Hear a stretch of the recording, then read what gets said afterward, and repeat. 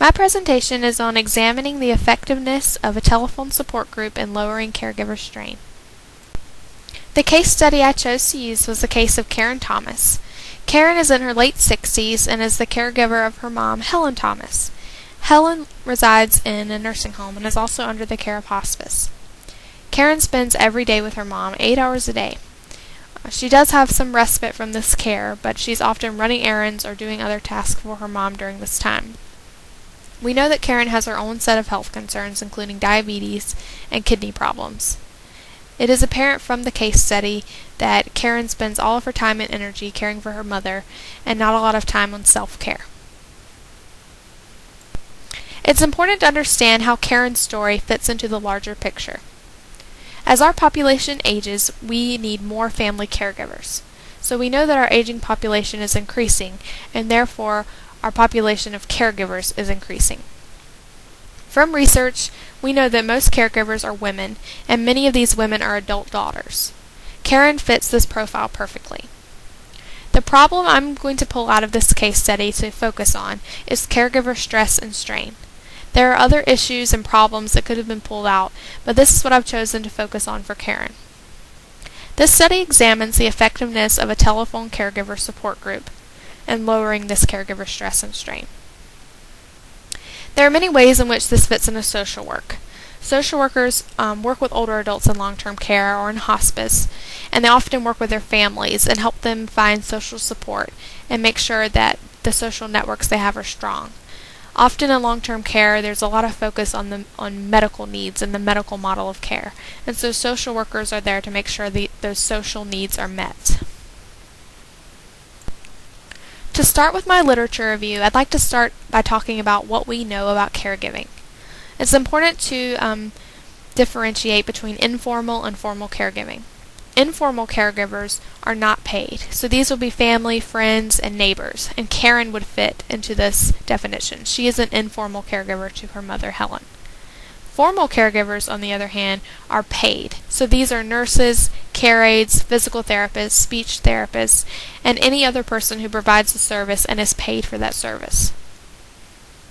Caregiving increases stress hormones, and this can be linked to poor health. Another study showed that among spousal caregivers, a higher caregiver strain led to an earlier death. And even though this study was specifically for spousal caregivers, I felt like it still applied to this because it showed how much the caregiver strain affects the human body. Another study looked at women specifically because they are most likely to be caregivers, and it looked at the guilt associated with caregiving, which increased the stress and strain. And since in this case, Karen is caring for her mother, she may have this caregiver guilt that this study discusses. We also have some research on the support out there for caregivers. We know that there's an underutilization of services for caregivers. Less than 10% of these caregivers use support groups or respite care. This is very, very low. And this could be to many reasons, but one of the reasons could be because they don't know that these programs even exist, or that these services are even out there for them. We know that support groups are effective for many different things, and one study I found found that it lowered depression in older women. And I thought this was significant because Karen is an older woman, and even though she's caring for her aging parent, she is aging herself.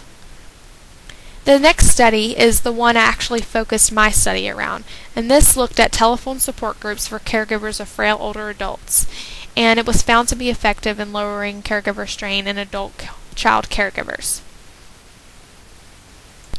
The purpose of my study was to explore the research question of whether or not a caregiver telephone support group will lessen caregiver stress and strain.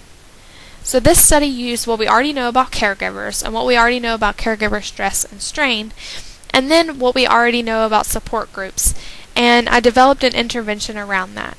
And I also definitely used that article about the telephone caregiver support groups to base my study around, and I just took it a step further. So this is the information about my intervention. Like I've said, it is a telephone caregiver support group, and these sessions are 90 minutes long, and because they're done over the telephone, they can be done within your own home, so it requires no traveling by the participant. I decided to have it for 9 weeks and for this group to meet once per week. I also thought it was important to have the other participants be of a similar age and similar experiences to our participant Karen, because I feel like she will be more comfortable discussing her experiences and struggles if these people have similar experiences.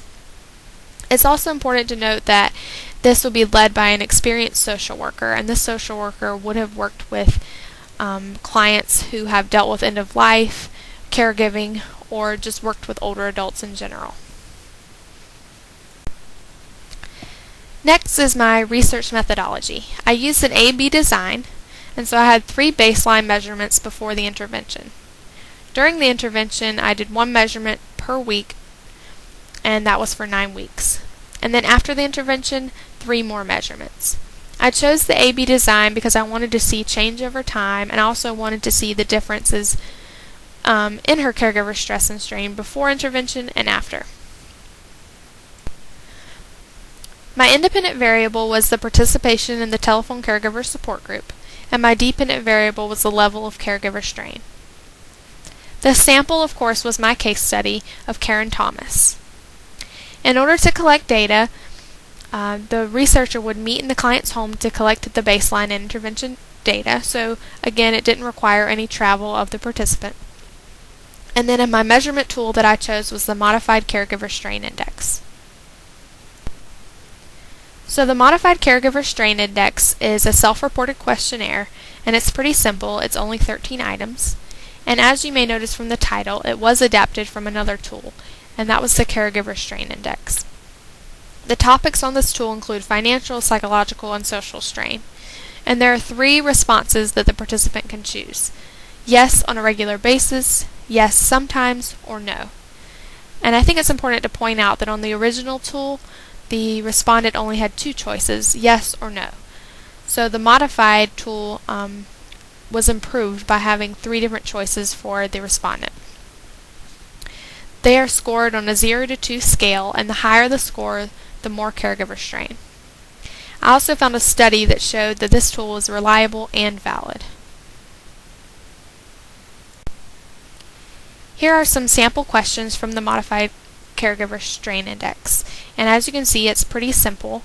I do want to note another difference between the original tool and the modified tool is that this one has "for example" below each question, and that made it easier to understand and to read for the respondents. I expected to find that this telephone support group would lower caregiver strain experienced by my participant. I hope that these findings would reinforce the use of these groups to help reduce caregiver strain in other caregivers. And ultimately, I'd hope that this would lead to more awareness of these groups, whether it's traditional support groups or telephone support groups. And I would hope that more people would use these because there would be more awareness that these groups are available and that these groups are effective.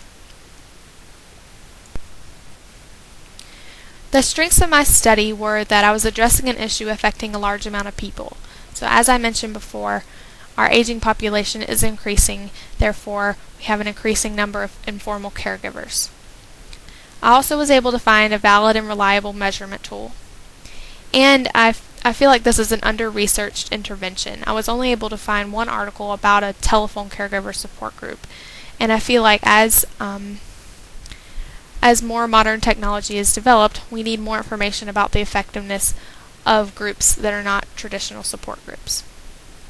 Some limitations of this was that I was not aware of the client's comfort with technology, so she may have been more comfortable with a traditional support group, but I was not aware of that. And we may need to research this over a longer period of time. This was only over a 9-week period, but we know that over a longer period of time it could be more reliable. And from this project, I learned a lot about research methodology and design, and about A-B design and why it's important to use a certain design for a certain study. I also learned a lot about measurement tools and how to find out if they're valid or reliable, and how to find these measurement tools online. Here are my references that I used. Thank you for watching.